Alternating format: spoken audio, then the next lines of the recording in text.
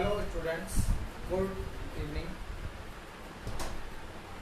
तो आज हम इकोनॉमिक्स का लेसन नंबर 9 रिवेन्यू का कंसेप्ट अर्थात कंसेप्ट ऑफ रिवेन्यू, इसको हिंदी में आगम या संप्राप्ति भी कहते हैं, उसकी धारणाओं को डिस्कस करेंगे। तो सबसे पहले बात आती है व्हाट इज रिवेन्यू। रिवेन्यू क्या है, यानी आगम या संप्राप्ति किसे कहते हैं। तो the revenue of a firm is its sales. The revenue of a firm is its sales received और money received from the sale of a product. यानी एक फर्म द्वारा एक उत्पाद की बिक्री से जो धन प्राप्त होता है उसे आगम कहा जाता है। या यूं कहिए, the money received by firm from the sale of the product is called its revenue. For example, कि एक फर्म मान लीजिए 1000 रुपये की नोटबुक बेचती है, तो 1000 रुपये जो हो गया वो फर्म की रिवेन्यू होगा या आगम होगी। तो आगम किसे कहते हैं, पहला क्वेश्चन ये आया, आगम किसे कहते हैं।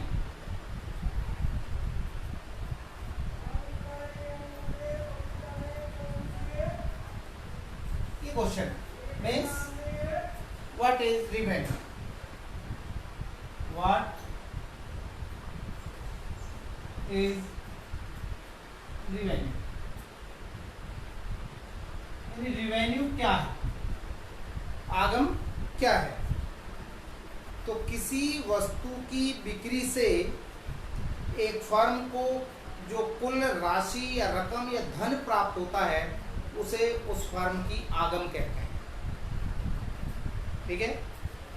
अब जो आगम है उसके 3 कंसेप्ट हैं। जो आगम होगी, सबसे पहले एक होती है आगम की 3 धारणाएं हैं।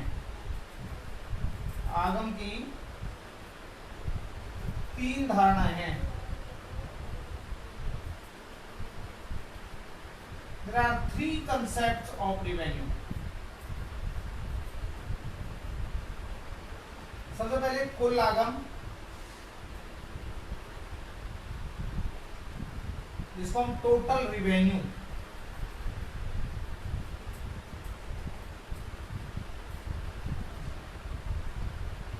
यानी टीसी कहते हैं, sorry TR, total revenue TR कहते हैं।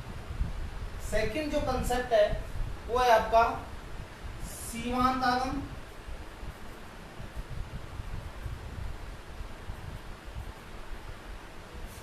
जिसको हम इंग्लिश में मार्जिनल रिवेन्यू कहते हैं।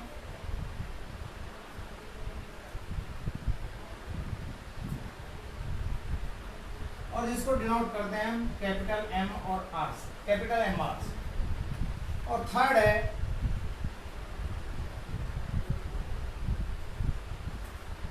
औसत आगम,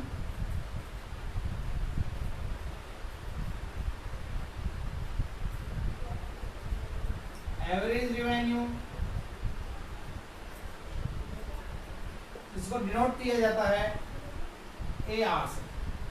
तो ये 3 कंसेप्ट हैं रिवेन्यू के, 1, 2 और 3। अब इन तीनों को हम बारी बारी से स्टडी करेंगे। सबसे पहले क्वेश्चन आता है कि टोटल रिवेन्यू क्या है।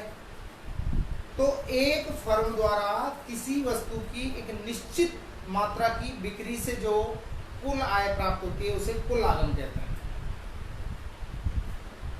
Total revenue, the revenue that a firm received by selling a given quantity of commodity is called total revenue।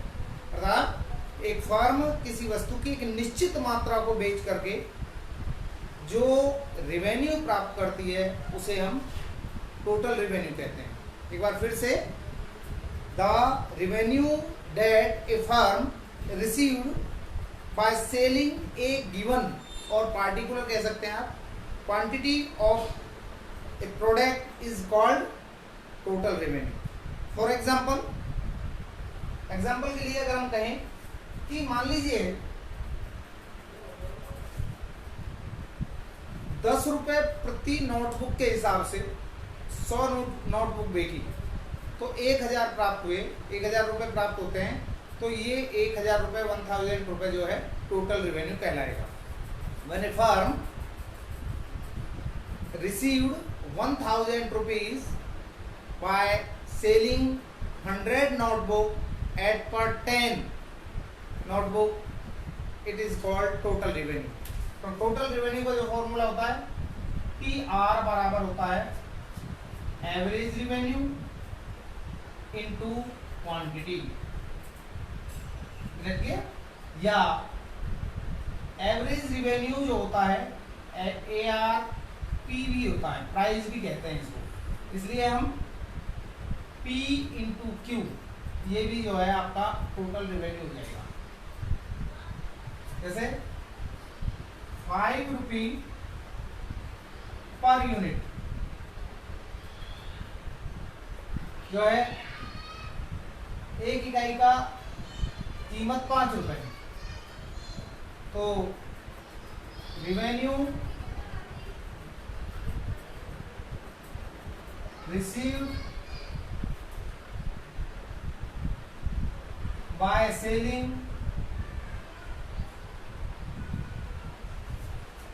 100 units is called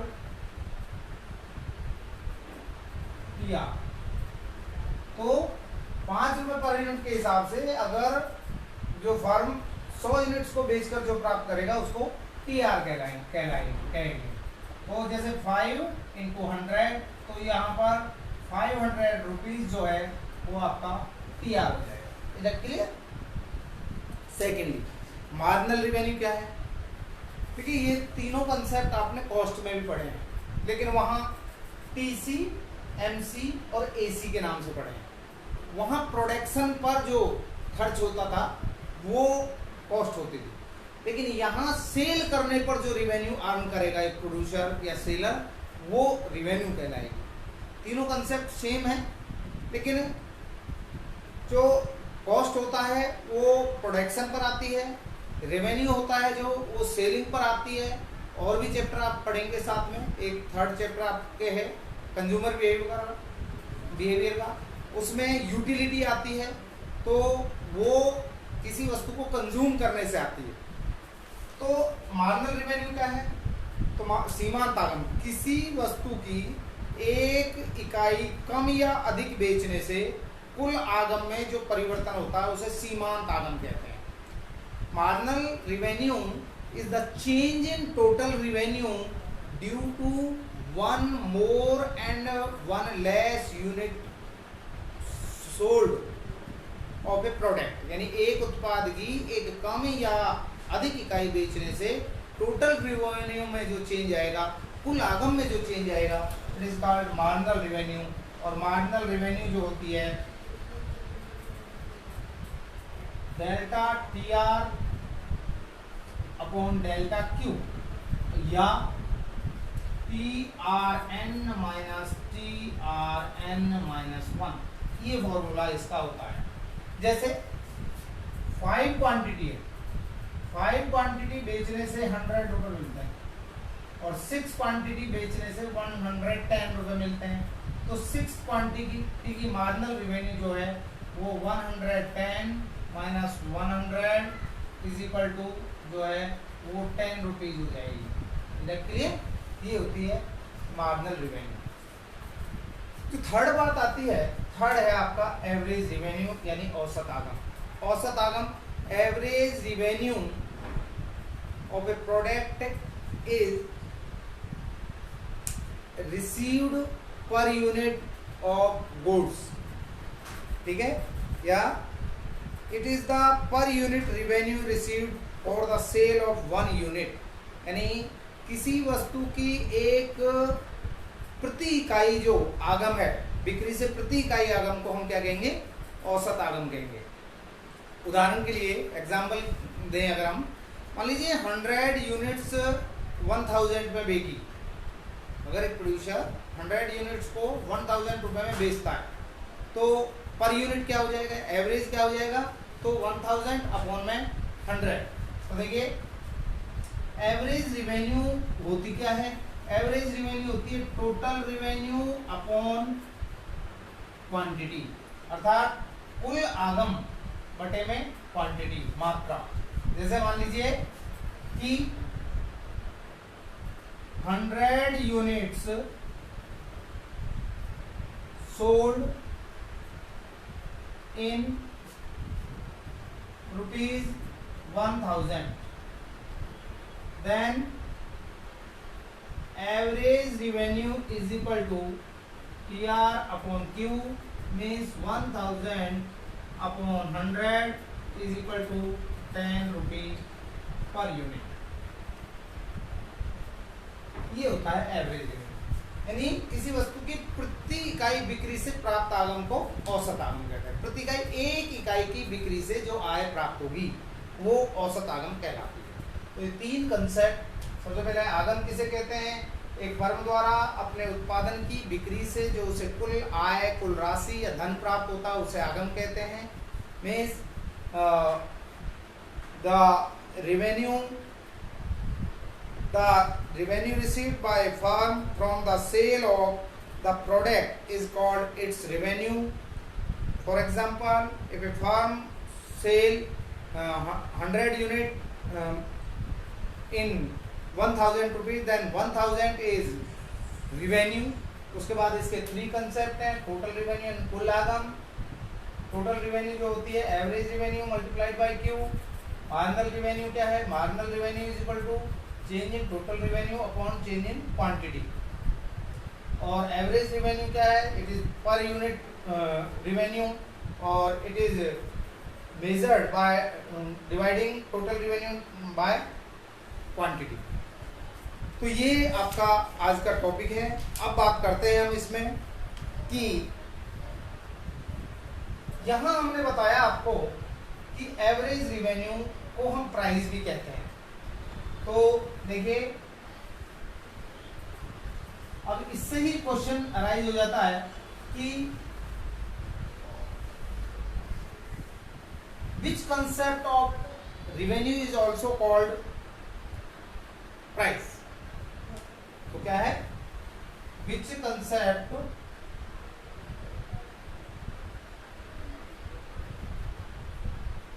of revenue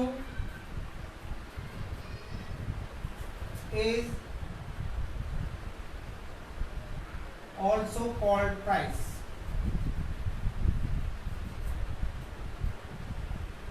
यानी आगम की किस धारणा को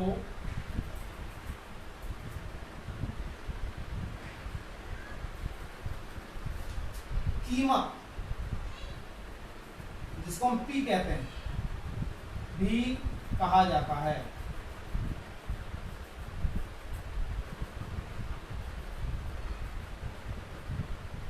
ये क्वेश्चन है। तो देखिए हमने अभी आपको बताया कि average revenue is equal to होता पी, यानी price.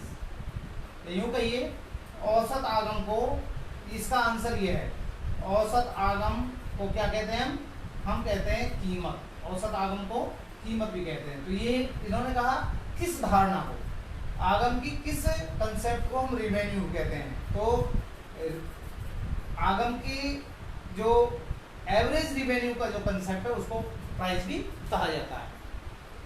Is it clear? Why ऐसे कैसे होता है, देखिए आप ये जानते हैं कि AR बराबर होता है TR अपॉन Q, कितना आपको मालूम है। इसके बाद आप ये भी जानते हैं कि TR जो होता है, जैसे वी नो, हम ये जानते हैं कि TR इज इक्वल टू होता है प्राइस इनटू क्वांटिटी। तो price into quantity upon price upon quantity. तो देखिए Q से Q को क्रॉस कर दीजिए, टी आर की जगह पर हमने T इंटू क्यू रख लिया और अपॉन Q हो गया, Q से Q माइनस हो गया, तो ए आर बराबर क्या हो गया प्राइस। तो आगम की जो है किस कंसेप्ट को हम प्राइस भी कहते हैं, वो है एवरेज रेवेन्यू। और प्राइस क्या होता है, प्राइस और कुछ नहीं होता, ये दर है। It is the rate at which goods are sold. जैसे हम मान लीजिए टमाटर लेने गए मार्केट से, हमने दुकानदार से पूछा भाई क्या हिसाब, किस भाव से वो टमाटर दे रहा है, तो कहता है 20 रुपए किलो। तो 20 रुपए किलो एवरेज है, प्राइस है, एवरेज रिवेन्यू है, और उसका प्राइस यानी रेट जो हो गया वो भी 20 हो गया। इसलिए एवरेज रिवेन्यू को कंसेप्ट को हम क्या कहते हैं, प्राइस कहते हैं। इसके बाद जिस प्रकार से आपके कॉस्ट के चैप्टर में कुछ सम्स थे, इस चैप्टर में भी सम हैं, और 2020 का जो एग्जाम हुआ उसमें भी इस टाइप का एक सम आया हुआ है। सम कैसा है, देखिए यहां दे रखा है प्रोडक्ट यानी उत्पाद दिया हुआ है, तो क्वांटिटी से आप डिनोट कर सकते हैं 1 2 3 and 4 and 5 इस तरह दिया हुआ है। आपको यहाँ पर दे रखा है प्राइस या ए आर। ये अभी जो आपको बताया, या तो आपको यहाँ प्राइस भी दिया हुआ हो सकता है या ए आर, या दोनों में से एक दिया हो सकता है, दोनों भी दिए हो सकते हैं। इन्होंने कहा यहाँ 10 10 10 10 और 10। तो आपको क्या बताना है, आपको टोटल रिवेन्यू निकालनी है, मार्जिनल रिवेन्यू यानी कुल आगम निकालना है और सीमांत आगम निकालना है। तो टी आर आपको मालूम है P इंटू क्यू होता है, तो इन दोनों को मल्टीप्लाई कीजिए, 10 बजे 10 20 30 40 एंड 50, ये आपका टोटल रिवेन्यू आ गया। अब मार्जिनल रिवेन्यू की बात करते हैं।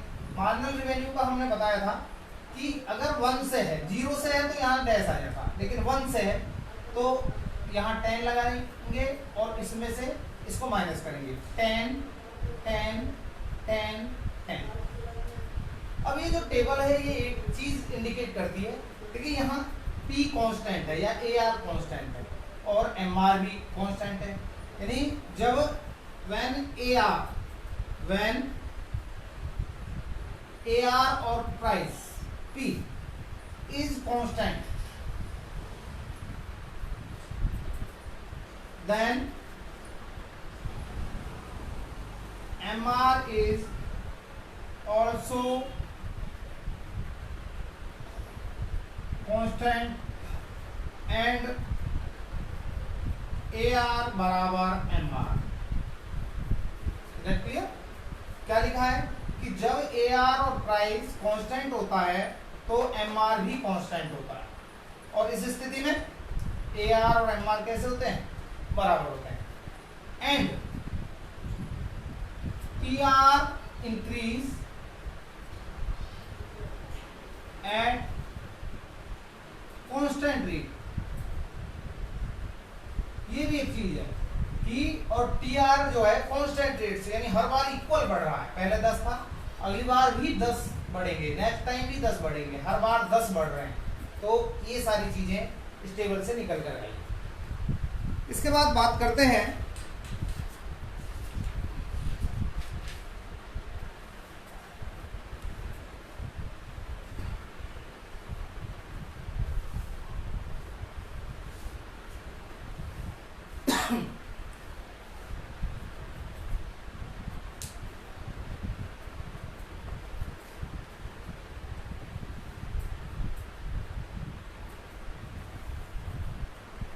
कि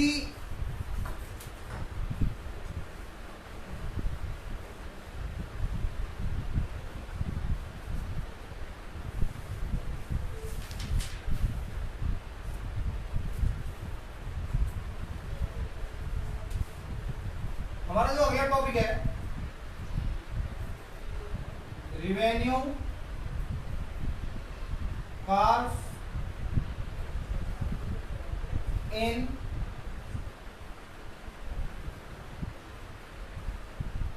डिफरेंट मार्केट्स, ये टॉपिक है हमारा। यानी विभिन्न बाजारों में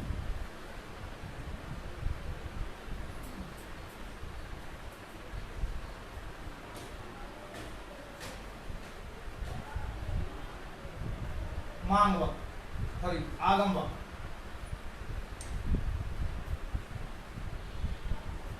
डिफरेंट मार्केट में रिवेन्यू कर्व किस प्रकार के होता है।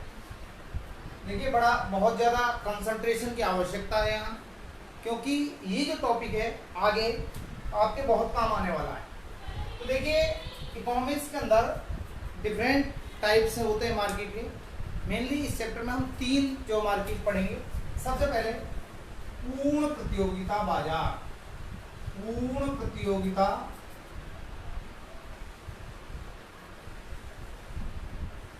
बाजार। एक बाजार ये होता है, फर्स्ट मार्केट है, यानी इसको कहते हैं परफेक्ट कंपटीशन मार्केट। ये first market, perfect competition market, पहला बाजार जो है आपका परफेक्ट कंपटीशन मार्केट। सेकंड जो मार्केट है आपका वो है एकाधिकार बाजार,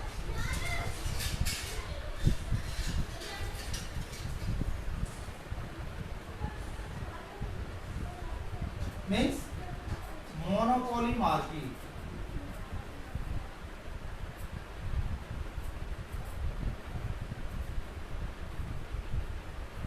और थर्ड जो मार्केट है वो है एकाधिकारी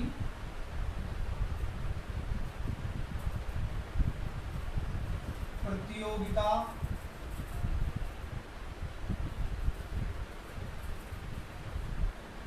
बाजार, यानी मोनोपोलिस्टिक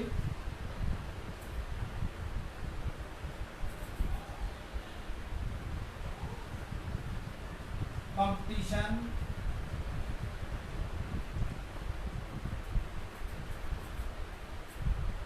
मार्केट। तो बेटा ये 3 प्रकार की मार्केट जो है इस चैप्टर के अंदर हम पढ़ेंगे,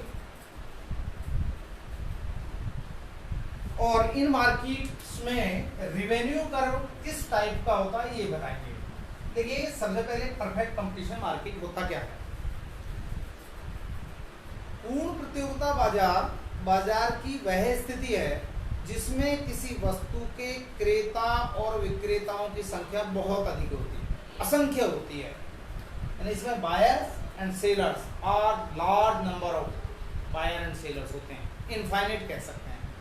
it is the market situation in which number of buyers and sellers is very large और इनफाइनाइट, और ऑल द प्रोड्यूसर, और प्रत्येक और सेलर, प्रत्येक विक्रेता और उत्पादक प्रोड्यूस होमोजीनियस प्रोडक्ट, प्रत्येक उत्पादक या विक्रेता समान वस्तु को प्रोड्यूस करता है एंड सोल्ड, और बेचता है।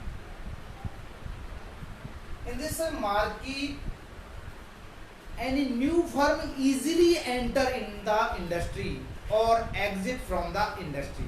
इस बाजार की एक विशेषता ये होती है कि कोई भी पुरानी जो फर्म है वो आसानी से इंडस्ट्री को छोड़ सकती है और नई फर्म इंडस्ट्री में एंटर कर सकती है। मैंने बताया था आपको कि इंडस्ट्री क्या है। तो देखिए इंडस्ट्री क्या है, इस बारे में आपको बताया था कि मान लो हमने पेप्सी, लिम्का, ड्यू, मिरिंडा, अगर इनको अलग अलग स्टडी करते हैं, दे आर फार्म्स। पेप्सी एक फार्म है, लिम्का एक फार्म है, ड्यू इस फार्म है और मिरिंडा फार्म है। लेकिन जब हम इनको ग्रुप में स्टडी करते हैं तो ये एक साथ क्या बन जाती हैं, ये बन जाती है इंडस्ट्री, यानी ये बन जाता उद्योग, और ये अपने आप में क्या है, फार्म। तो फार्म और इंडस्ट्री में क्या है, firm is a individual unit, an individual unit, ये एक व्यक्तिगत इकाई होती है। और industry is the group of firms, industry जो है वो फर्मों का ग्रुप होती है। तो इस मार्केट के अंदर, इस मार्केट को एक तरह से जो समुद्र होता है, मान लो ये समुद्र है, इसमें कोई भी न्यू फर्म एंटर कर सकती है इजीली, यानी कोई रोक टोक नहीं होती, किसी भी नाम से कर सकती है कोई भी, और कोई भी पुरानी फर्म एग्जिट हो सकती है, बाहर जा सकती है, बाहर जा सकती है, मतलब ये इंडस्ट्री है, ये इंडस्ट्री है। इंडस्ट्री से कोई भी फर्म एंटर कर सकती है इंडस्ट्री के अंदर, और कोई भी बाहर जा सकती है किसी के आने पर, अंदर इंडस्ट्री में शामिल होने पर, और इंडस्ट्री छोड़ के जाने पर किसी प्रकार का कोई प्रतिबंध नहीं होता।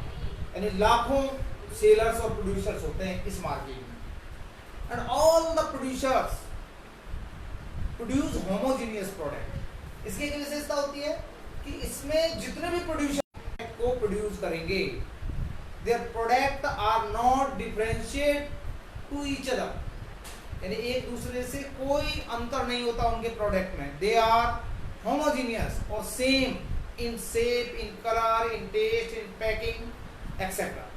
रंग, रूप, आकार, डिजाइन सब में सेम होंगे।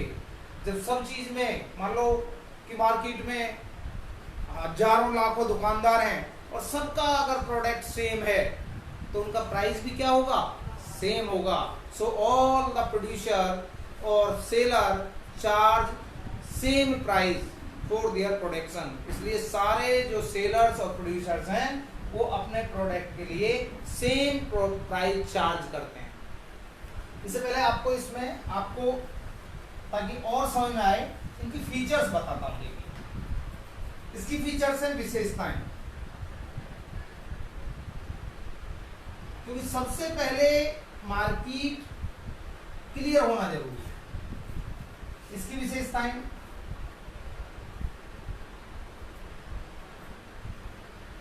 और इसकी विशेषताएं, तीनों बाजारों की विशेषताओं को हम डिस्कस करते हैं।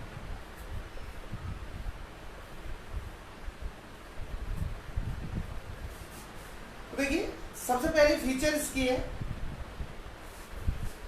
फर्स्ट फीचर जो है इसकी वो है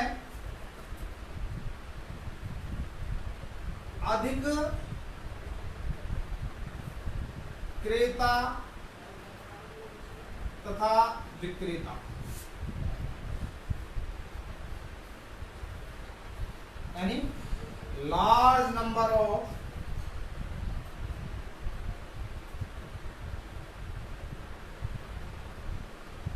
buyers and sellers। First. Second है समरूप वस्तुएं,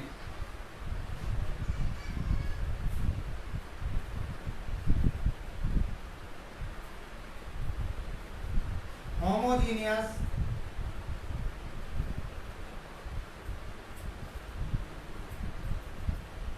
प्रोडक्ट, होमोजेनियस प्रोडक्ट। थर्ड है जो है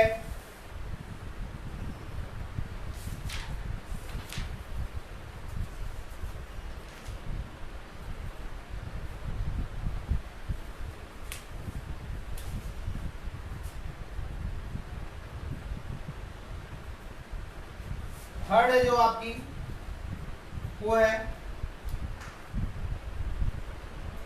स्वतंत्र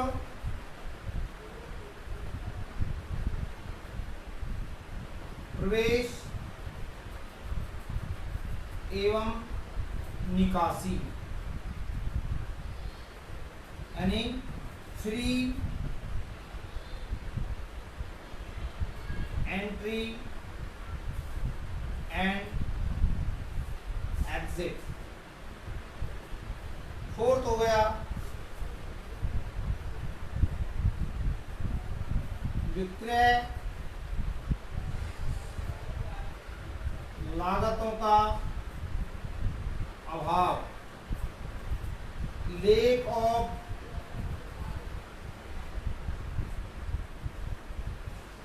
सेलिंग कॉस्ट। देखते हैं पूर्ण ज्ञान, परफेक्ट नॉलेज। 6 है पूर्ण गतिशीलता,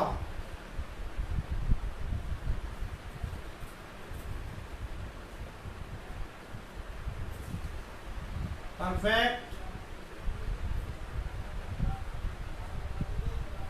मोबिलिटी। 7th है समान ARMR,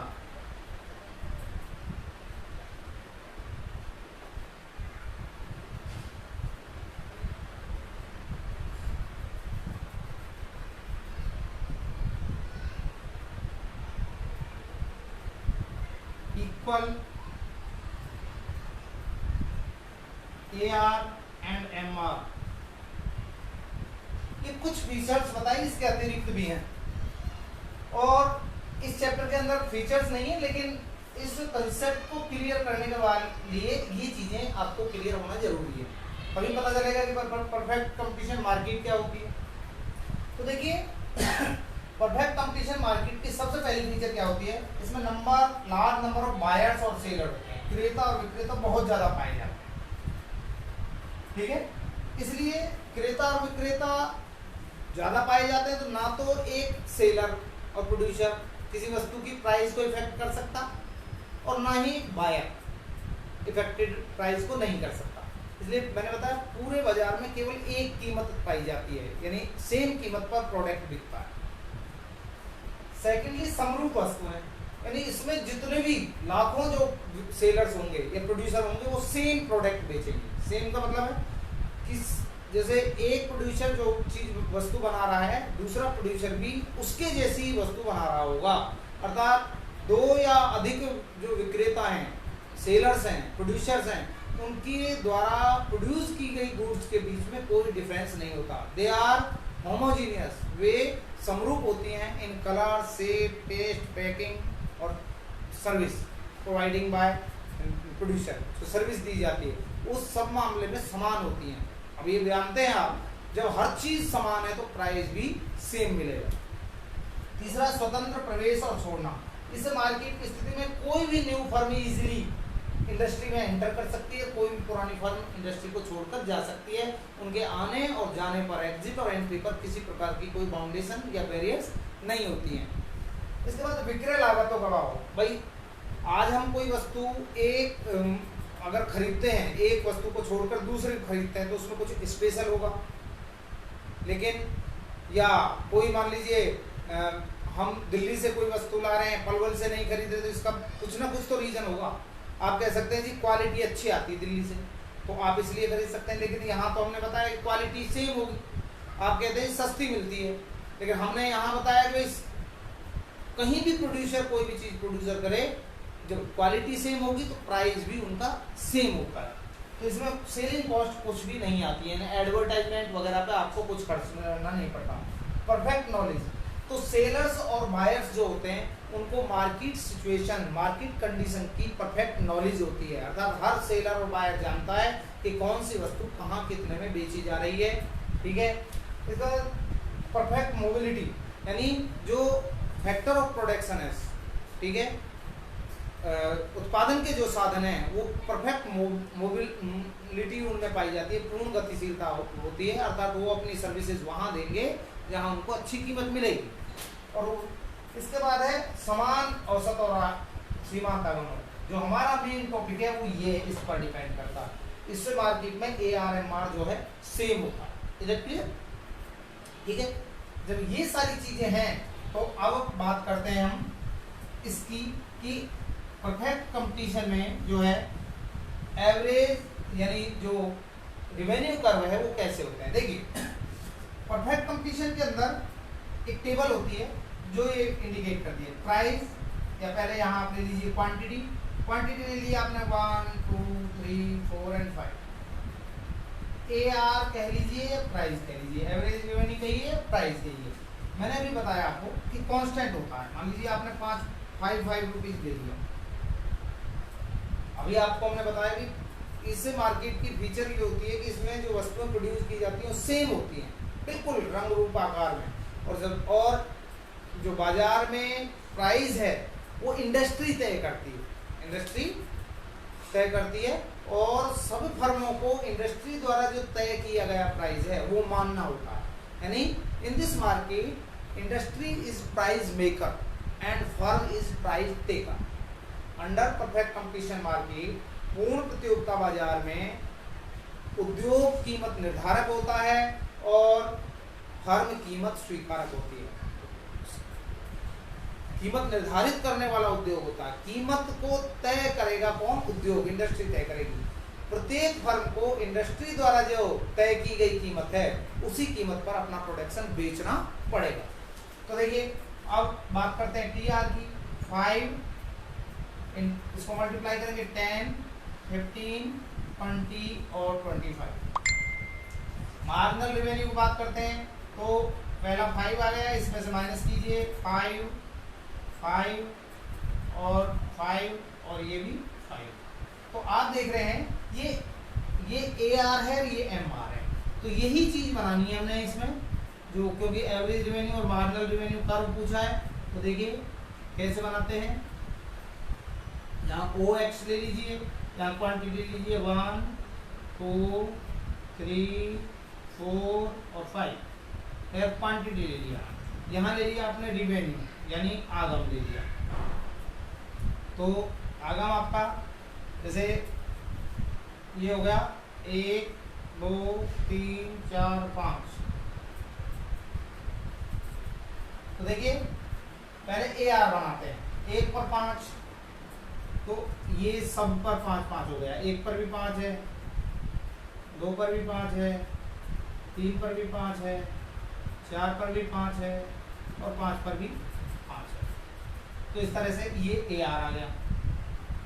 देखिए अब MR देखिए, MR भी 5 5 है, तो कुल मिला के क्या हुआ, AR भी 5 5 है, MR भी 5 5 है। तो AR और MR क्या हो गया, बराबर हो गया, या इसको हम कह सकते हैं प्राइस या AR कह सकते हैं। एक बात ध्यान रखना चाहिए कि तीनों ही मार्केट में जब हम पढ़ेंगे AR curve is also called demand curve.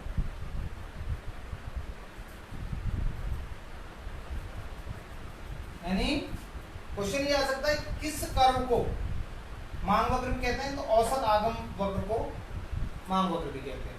तो AR curve line, price line भी होती है, परफेक्ट कंपटीशन में तो MR लाइन भी होती है और डिमांड लाइन भी होती है, डिमांड कर्व भी ये होती है। ठीक है, ये तो हो गया परफेक्ट कंपटीशन में।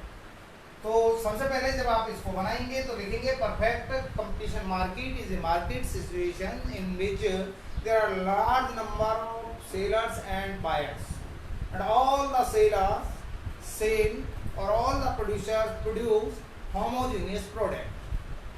Their product are homogeneous in color, taste, shape, packing, etc. In this market, the price is determined by the industry and all the firms are price taker. So a single price prevailing in the market. तो पूर्ण प्रतियोगिता बाजार की वह स्थिति है जिसमें क्रेताओं और विक्रेताओं की संख्या बहुत अधिक होती है तथा प्रत्येक विक्रेता या उत्पादक द्वारा उत्पादित और बेची जाने वाली वस्तुएं समरूप होती हैं। वस्तुओं में जो समरूपता होती है वो रंग, रूप, आकार, डिजाइन आदि के रूप में होती है। ठीक है, और वस्तु की कीमत का निर्धारण उद्योग द्वारा किया जाता है, फर्म कीमत स्वीकारक होती है और इसलिए बाजार में एक कीमत रहने की प्रवृत्ति पाई जाती है। अब बात करते हैं मोनोपोली मार्केट। तो मोनोपोली मार्केट क्या है? एकाधिकार बाजार बाजार की वह स्थिति है जिसमें किसी वस्तु के क्रेता और विक्रेताओं की संख्या बहुत अधिक पाई जाती है। सॉरी, एकाधिकार बाजार की वह स्थिति है जिसमें किसी वस्तु पर केवल एक विक्रेता और विक्रेताओं की संख्या बहुत अधिक होती है। इसमें क्या होता है? इसमें एक सेलर होता है। विशेषताएं अगर हमने एक विक्रेता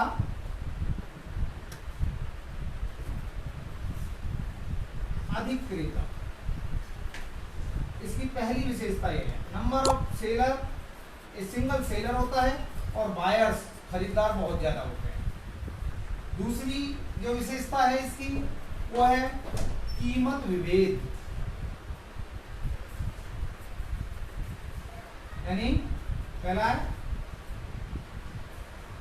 single buyer, single seller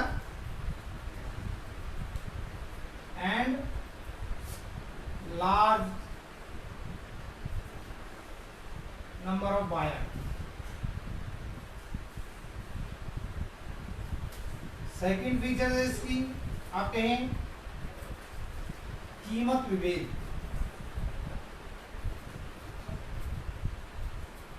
means price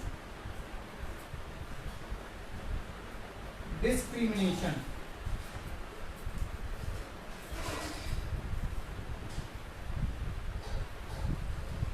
third जो इसकी फीचर है वो है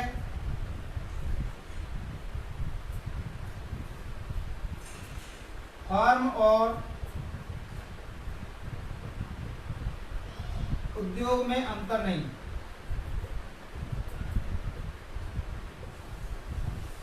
no difference between firm and industry. Fourth है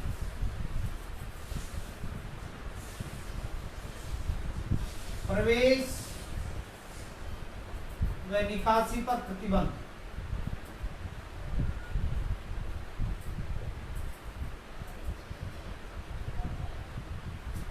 यानी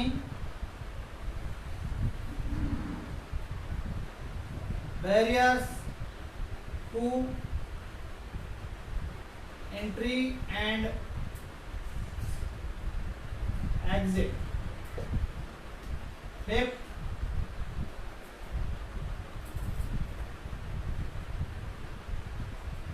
विभिन्न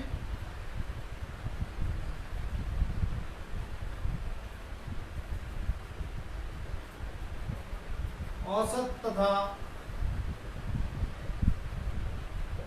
सीमांत आगम वक्र, यानी different AR and MR curves. तो ये कुछ मेन बताई हैं, और भी हैं, लेकिन इनसे भी इसको आप समझ सकते हैं। तो एक अधिकार बाजार, बाजार की वह स्थिति है जिसमें किसी वस्तु का केवल एक विक्रेता या एक उत्पादक होता है और जिस वस्तु का वह उत्पादन कर रहा होता है उसके जैसी वस्तु का उत्पादन करने वाला और उत्पादक बाजार में नहीं होता। It is a market situation in which a single seller of a commodity and there is no any substitute goods available in whole market, यानी जिसको वो प्रोड्यूस करता है उसके जैसी निकटतम वस्तुएं बाजार में नहीं होती। आप एग्जांपल ले सकते हैं, जैसे देखिए आज हरियाणा की बात अगर हम करें, विशेषकर अपने इस एरिया में अगर हम बिजली लेते हैं तो कहाँ से लेते हैं? हरियाणा बिजली बोर्ड से। तो हमारे पास कोई ऑप्शन ही नहीं है क्योंकि एक सिंगल सेलर है और वो है हरियाणा विद्युत बोर्ड, हरियाणा इलेक्ट्रिसिटी बोर्ड। इस तरह अगर हम रेलवे में यात्रा करना चाहते हैं तो हमें भारतीय रेलवे, इंडियन रेलवे की ही रेल में यात्रा करना पड़ेगा क्योंकि उसका भी सब्स्टिट्यूट नहीं।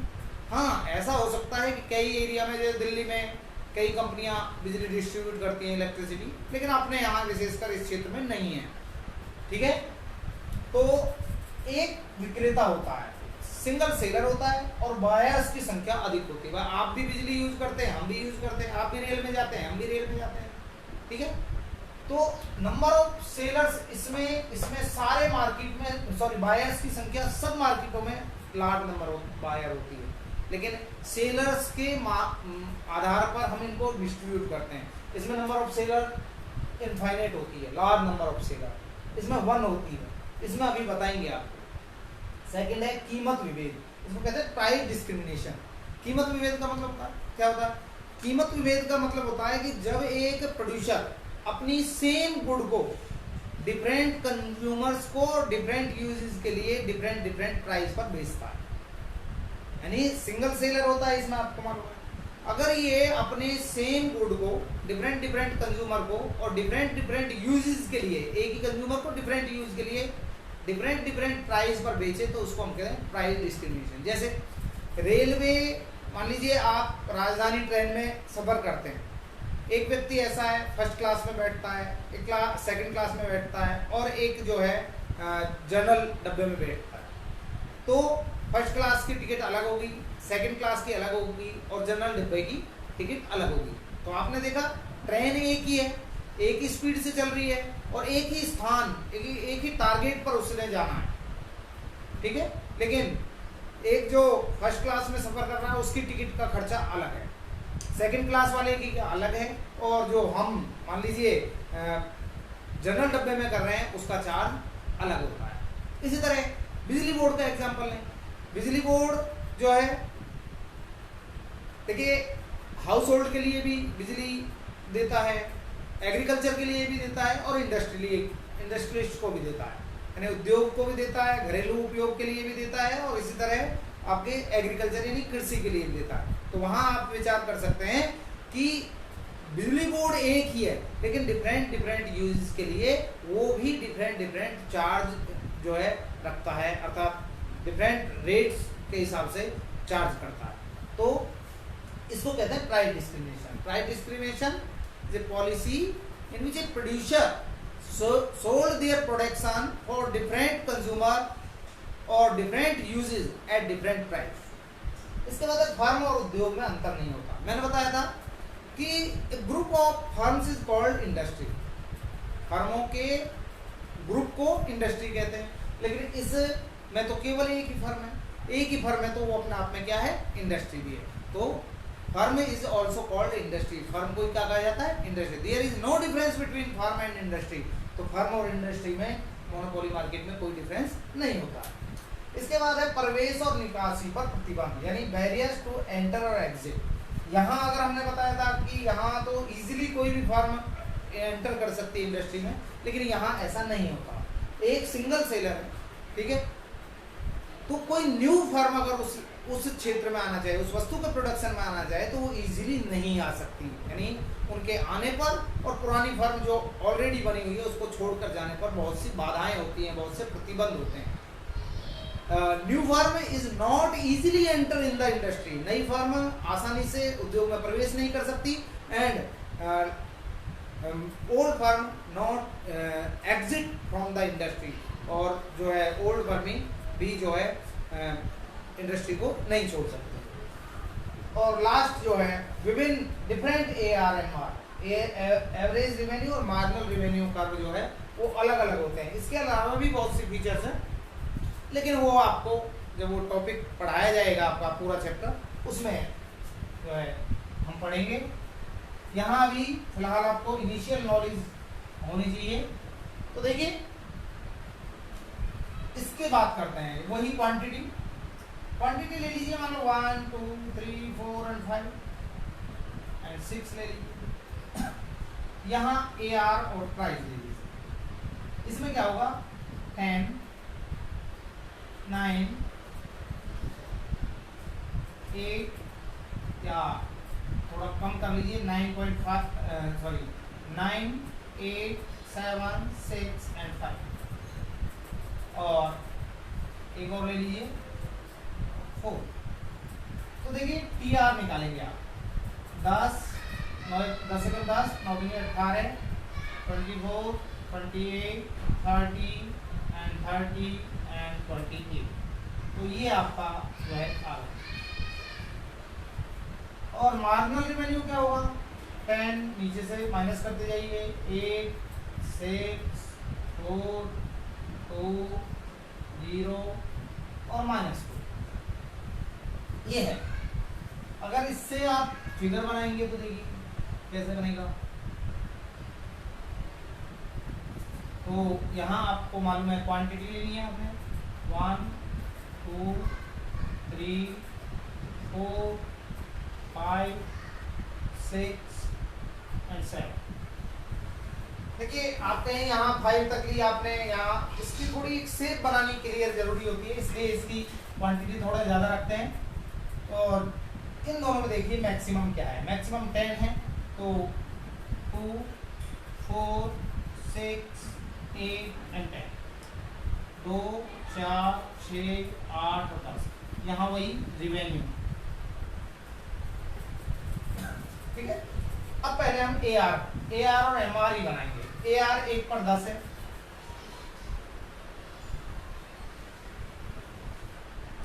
2 पर 9 हो गया,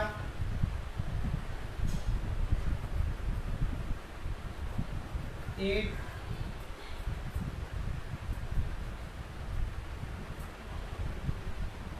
6 7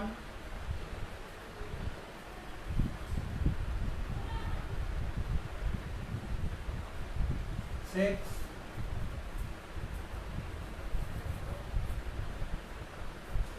5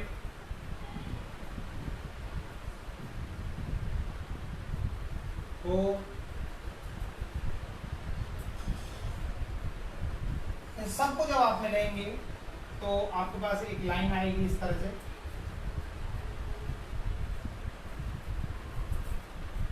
ये आपके पास लाइन आएगी,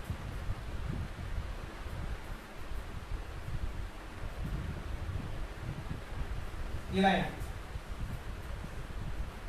स्ट्रेट लाइन आती है। इसके बाद है, इसको बनाएंगे, 1 पर 10 है, उसके बाद 8 है, 2 पर 8 है, इसके बाद 6 4, उसके बाद 2 0 और -2। इसको आप बनाएंगे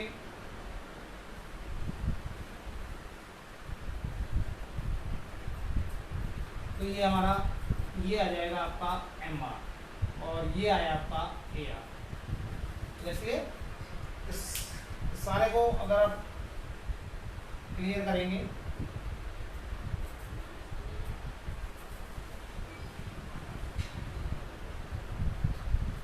तो आपके पास इस तरह से एक लाइन आएगी, एक कर्व आएगा,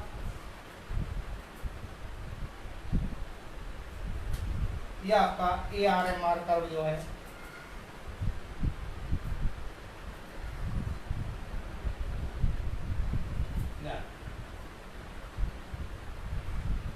इस तरह से आपकी AR-MR कर्व जो है निकल गया। तो आप ये देख पा रहे हैं कि बोथ द कर्व आपने देखा था कि AR 10 से है और MR भी 10 से स्टार्ट, लेकिन ये जब गिर रही है, ये 10 से 9 हुई, ये 8 हो गई, यानी इसकी स्पीड जो है डाउनवर्ड होने की वो ज़्यादा। तो जब AR गिरती है तो MR तेजी से गिरती है। When AR fall, MR falling rapidly. ठीक है, तो ये मार्केट, मोनोपोली मार्केट के अंदर AR-MR कर रहा है, और इसको हमने बताया आपको प्राइस लाइन भी कहते हैं, और ये ही डिमांड कर्व भी है, DD भी यही कहलाता है। वहां भी बताया था हमने लिखा था AR curve is also called demand curve. तो इसमें तो प्राइस लाइन कह लीजिए, एवरेज रिवेन्यू लाइन कर्व कह लीजिए, या MR कर्व कह लीजिए, ये सारी एक है, बराबर है, इसलिए डिमांड कर्व भी इनके ही बराबर हो जाता है, इसी के बराबर जो है डिमांड कर्व भी हो जाता है। लेकिन इसमें AR-MR डिफरेंट है, तो कहीं आप गलती से MR को डिमांड कर्व ना मानिए, AR ही डिमांड कर्व होता है, AR को ही डिमांड कर्व। आप छांट लेंगे इसमें AR कौन सा है, इसमें कौन सा है, इसमें तो AR-MR सेम है, तो दोनों ही जो है डिमांड कर्व हो जाएंगे, लेकिन इसमें डिमांड कर्व AR ही होगा। ये दूसरा जो है आपका मार्केट होगा। अब तीसरी बात, अच्छा इसके अंदर मोनोपोली मार्केट में प्राइस जो डिटरमाइंड होता है वो फर्म प्राइस मेकर होती है, फर्म खुद तय करती है, फुल कंट्रोल होता है इसमें फर्म का। इसमें फर्म का कोई कंट्रोल नहीं होता, इंडस्ट्री का फुल कंट्रोल होता है। इसमें फर्म जो है प्राइस टेकर भी है और मेकर भी है, यानी स्वीकारक भी है, निर्धारक भी है। और लास्ट आता है मोनोपोली कंपटीशन। एक अधिकार प्रतियोगिता बाजार, बाजार की वह स्थिति है जिसमें किसी वस्तु के क्रेताओं और विक्रेताओं की संख्या अधिक होती है। Number of sellers and buyers are large. इसमें भी but all the producers or sellers produce differentiate goods to each other. लेकिन जितने भी प्रोड्यूसर्स होते हैं वो सब एक दूसरे से अलग अलग वस्तुएं प्रोड्यूस करते हैं. तो पहली विशेषता, अधिक क्रेता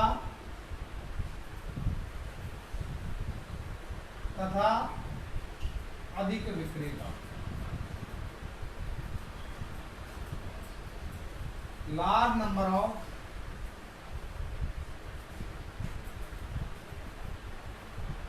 बायर्स एंड सेलर्स. सेलर्स और बायर्स की संख्या इसमें क्या होती है, ज्यादा होती है. सेकंड, वस्तु विभेद.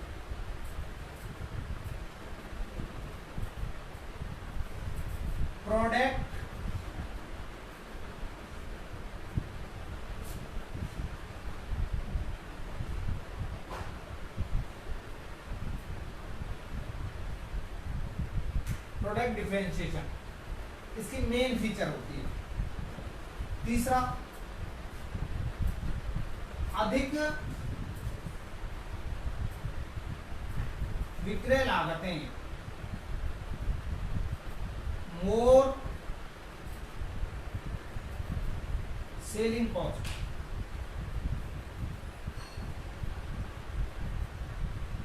चौथा,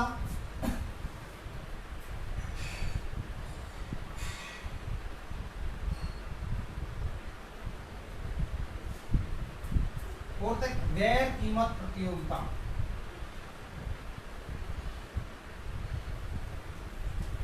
तो कहते हैं नॉन प्राइस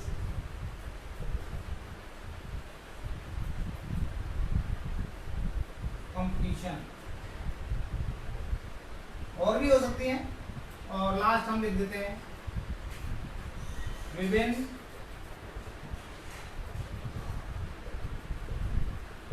औसत तथा सीमांत आगम वक्र, यानी डिफरेंट AR एंड MR का.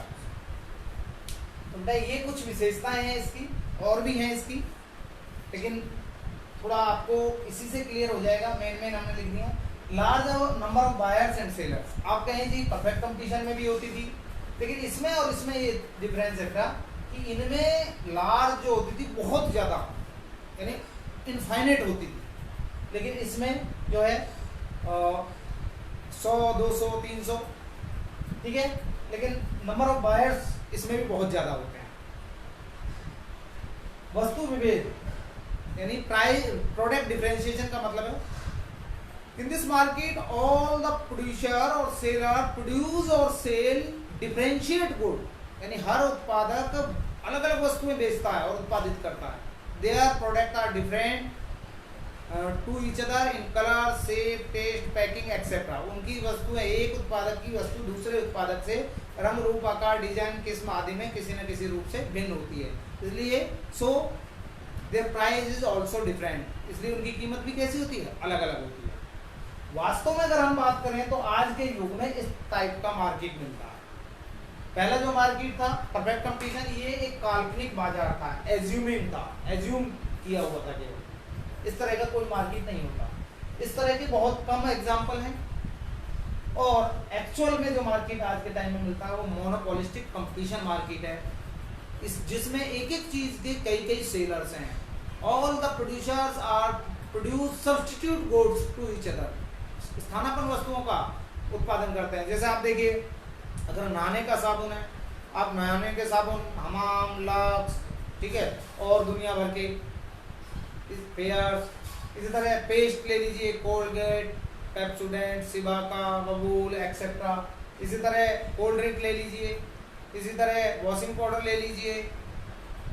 तो कोई भी एग्जाम्पल आप ले लीजिए, सीलिंग फैन ले लीजिए, कूलर ले लीजिए, AC ले लीजिए, तो सब्स्टिट्यूट है. LG की भी कंपनी है, सैमसंग की भी है, तो जो एक जैसा प्रोडक्ट प्रोड्यूस करते हैं. तो लेकिन हर एक की वस्तुओं में कुछ ना कुछ अंतर होता है, जिस अंतर के आधार पर ही वो प्राइस को घटा बढ़ा लेते हैं. यानी जिसकी क्वालिटी अच्छी होगी वो प्राइस ज़्यादा चार्ज करेगा, जिसकी थोड़ी हल्की होगी वो प्राइस कम चार्ज करेगा। उसके बाद मोर सेलिंग कॉस्ट। इस मार्केट में हर प्रोड्यूसर अपनी वस्तु को अच्छा दिखाने के लिए और ग्राहकों को आकर्षित करने के लिए ज़्यादा से ज़्यादा एडवर्टाइजमेंट पर खर्च करता है। सेल करने के लिए ज़्यादा से ज़्यादा एडवर्टाइजमेंट, रेडियो, टीवी, मैगजीन, पत्र पत्रिका आदि पर एक्सपेंडिचर करता है। एक होता है नॉन प्राइस कंपटीशन। इस प्राइस की एक मेन फीचर ये भी है कि कई बार सेलर कंपटीशन करने के लिए प्राइस को विदाउट कट किए, कम किए बिना गिफ्ट आदि के माध्यम से भी compete करता है दूसरे कंपटीटर से। जैसे कि मान लीजिए आप 1 किलो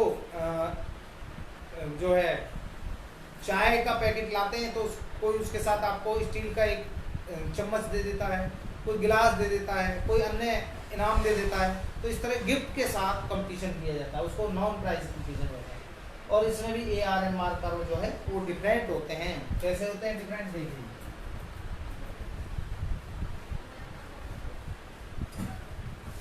तो देखिए इस मार्केट की जहां तक बात करें, Q 1 2 3 4 5 6 एंड 7 AR या जिसको हम प्राइस कहते हैं, PR एंड MR।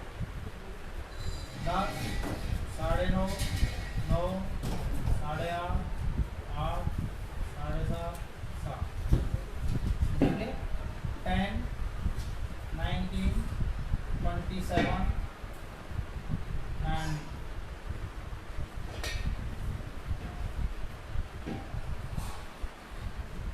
36। ठीक है। और उसके बाद 40,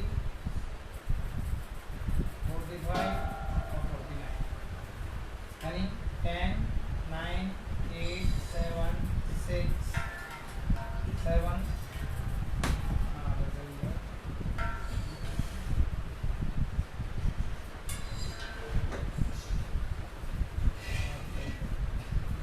34 आएगा। ठीक है। और यहाँ आ जाएगा आपका 6, 10 एकम 10, 9 दूनी 18, 19, 9 तिया 27, 8 दूनी 32, 2 34, 8 दूनी 40 और 7 छः 42, 3 45। ठीक है। 8, 7, 6, 5, 7 ये आ जाएगा। ठीक है। अब आप कहें जी आपने तो ये टेबल सेम बना दी, यहाँ 10 से लिया, यहाँ 10 था, लेकिन यहाँ 9 और यहाँ 9.5। देखिए इसमें क्या फर्क होता है। देखिए एक बात आप जानते हैं, यहाँ कंपटीशन में कोई नहीं होता, तो वो अपनी प्राइस अपने हिसाब से रखता है। लेकिन यहाँ कंपटीशन में बहुत से प्रोड्यूसर होते हैं, इसलिए अपनी इच्छा अनुसार कोई भी नहीं रख सकता। जैसे मान लीजिए आपने कोई नई कोल्ड ड्रिंक निकाली और आप अपनी इच्छा अनुसार उसका कुछ भी रेट रख दें, ऐसा पॉसिबल नहीं है। अगर आपको मार्केट के कंपटीशन में रहना है तो जो प्रोड्यूसर अन्य उसी वस्तु को बेच रहे हैं, मान लो कोल्ड ड्रिंक ही बेच रहे हैं, तो आपने उनकी कीमत को भी कंसीडर करना पड़ेगा। अगर आपने उनसे बहुत ज़्यादा कीमत रख दी तो आप मार्केट में आने से पहले ही असफल हो जाएंगे, यानी मार्केट में जम नहीं पाएंगे, फेल हो सकते हैं आप। और आपने बहुत ज़्यादा लो कीमत रखी तो क्योंकि ऑलरेडी कंपटीशन बहुत ज़्यादा है, ठीक है, इसलिए आप बहुत ज़्यादा लो भी नहीं रख सकते और बहुत ज़्यादा हाई भी नहीं रख सकते। और इसका जो कर्व बनेगा इस तरह बनेगा 1 2 3 4 5 6 और 7। तो 2 4 6 8 10 ये रिवेन्यू और ये क्वांटिटी। तो देखिए 10 एक पर ये 9 हो गया, मान लो ये 7 हो गया, यहाँ 9.5 हो जाएगा।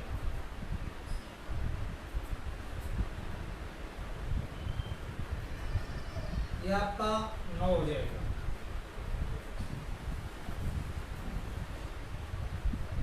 यहाँ आपका 8.5 हो जाएगा।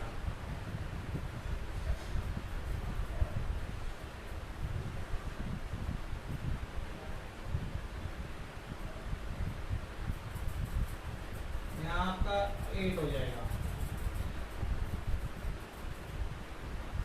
इसके बाद 7.5 यानी ये हो जाएगा, और लास्ट आपका 7 जो है ये हो जाएगा। जब सब पॉइंटों को आप मिलाएंगे तो आपके पास एक कर्व आएगा, स्ट्रेट कर्व।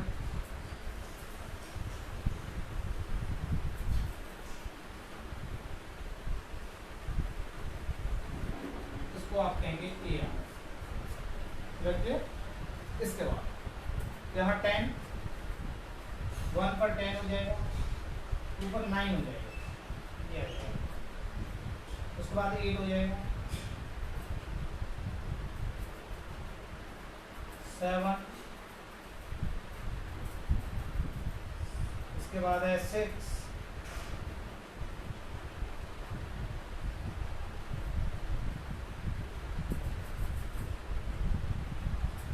इसके बाद है 5, 6 ये आ जाएगा,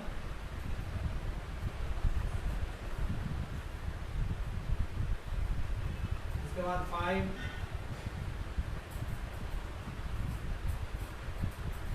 और उसके बाद 4,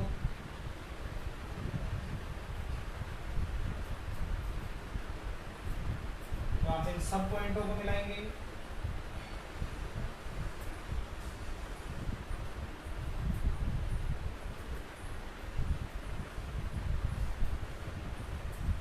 तो आपका ये आ जाएगा यानी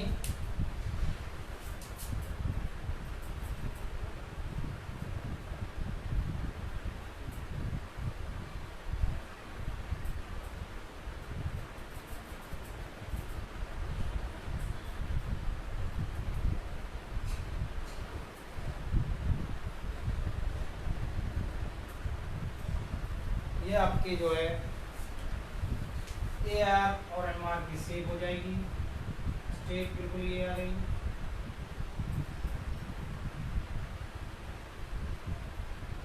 ये जैसे दोनों ही मार्केटों में एक मेन विशेषता ये होती है कि दोनों के A R M R curve downward slope होते हैं, और यहाँ भी ये प्राइस लाइन भी होता है, इसी को हम डिमांड कर्व भी कहते हैं। लेकिन इसमें ये अधिक लोचदार होता है, मोर इलास्टिक, यानी ईडी इज मोर देन 1 होती है, और ये कम लोचदार होते हैं।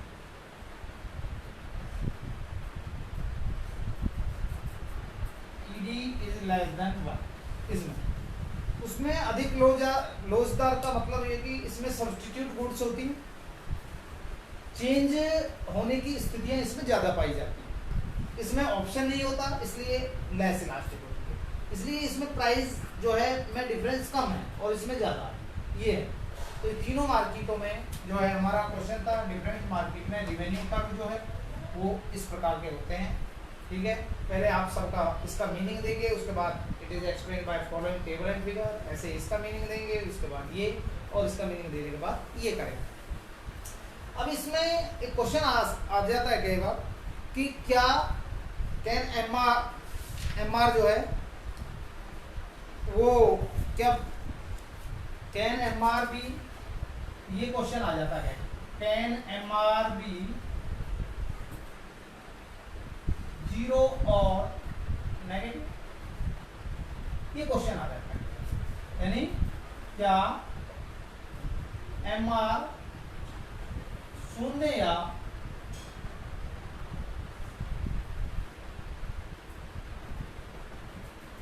ऋणात्मक हो सकता है? यस, ये क्वेश्चन है, तो इसका आंसर होगा यस, हाँ। एम आर शून्य या ऋणात्मक हो सकता है।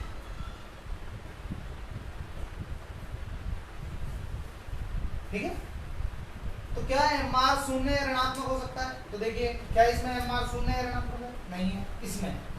देखिए एम आर यहाँ पर जीरो है और यहाँ पर नेगेटिव है। इसमें नहीं दिखाई दे रहा, लेकिन अगर आप और आगे बढ़ते तो इसमें भी हो जाता, क्योंकि अगर आप इसको और बढ़ाते हैं और एम आर को नीचे लाते हैं तो ये भी एम आर शून्य है। आप वैसे बेशक इसको और बढ़ाते हैं तो ये नेगेटिव आता है। देखिए यहाँ पर ये जीरो हो जाता और उसके बाद ये नेगेटिव हो जाता, यहाँ पर ये जीरो हो जाता सी पर और इसके बाद ये नेगेटिव हो जाता। तो इसका आंसर होगा yes, M R can be zero और negative when price is continuously fall, जब कीमतें लगातार कम होती हैं, then M R can be zero और नेगेटिव। और ये इन मोनोपोली मार्केट और monopolistic market situation MR can be zero or negative because in this situation, in this market situation, price is continuously fall, क्योंकि इन बाजार स्थितियों में कीमत लगातार क्या होती है, गिरती है। तो ये आपका फर्स्ट पार्ट जो आपको आज हमने कराया और कल इसका सेकंड पार्ट आपको कराएंगे। थैंक्स।